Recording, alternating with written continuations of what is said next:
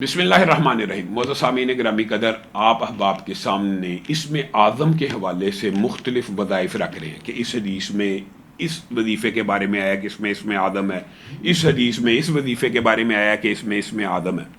اسی طرح ایک نہایت اہم وظیفہ ہے، اور یہ جو وظائف اسم اعظم کے حوالے سے آپ کے سامنے رکھ رہے ہیں، اسم اعظم کے وظائف رکھنے کا مقصد یہ ہے کہ جو شخص اس نام کے ساتھ دعا کرتا ہے، اللہ تعالیٰ کی طرف سے یہ خوشخبری ہے کہ اس کی دعا ضرور سنی جاتی ہے جس نے اسم اعظم کا واسطہ دیا۔ اور یہ بات آپ کے سامنے رکھ چکے ہیں کہ اسم اعظم ایک نہیں ہے، متعدد ہے، ترکیب ہے، ترتیب ہے، مختلف اماموں کا اس حوالے سے مختلف قول ہے۔ امام ابو داؤد نے حضرت انس سے ایک روایت نقل کی ہے کہ رسول اللہ صلی اللہ علیہ وسلم کے ساتھ ایک شخص بیٹھا نماز پڑھ رہا تھا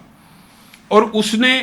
ایک دعا کی، اللہم انی اسألک بان لک الحمد لا الہ الا انت المنان بدیع السماوات والارض یا ذا الجلال والاکرام یا حی یا قیوم۔ یہ آپ نے الفاظ کے اوپر بھی غور کرنا ہے۔ تو نبی کریم صلی اللہ علیہ وسلم نے فرمایا بلا شبہ اس نے اللہ تعالیٰ کے اسم اعظم کے ساتھ ان سے فریاد کی ہے۔ اسی لیے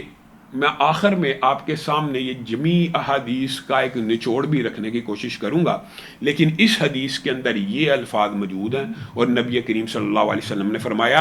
اس نے اللہ تعالیٰ کے اسم اعظم کے ساتھ ان سے فریاد کی ہے۔ جب بھی اس اسم اعظم کے ساتھ ان سے دعا کی جاتی ہے تو وہ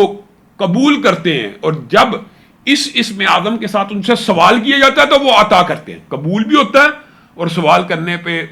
عطا بھی فرماتے ہیں۔ تو اسم اعظم کے حوالے سے یہ وظیفہ بھی نہایت اہم ہے۔